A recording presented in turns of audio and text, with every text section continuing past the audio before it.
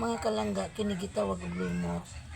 Pagkaon ni sa unang panahon sa mga bangos, lukon o mga uban pang mga isda nga naa sa pispan.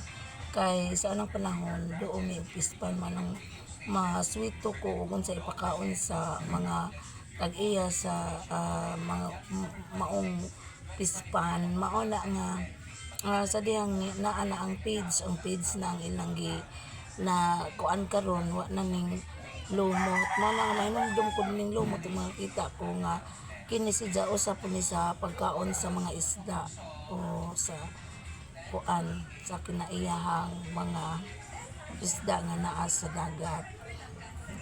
Pispan mga langga kay parat man pod nga pero halo na og tubig unsa may tawag ana.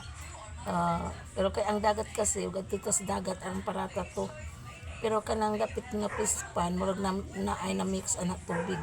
Kani si jama ay mo kuan daghani nga mo kanat ana sa tubig sa kuan tubig sa pispan mala nga ug daghani si mga langga mo tabon kun sa tubig.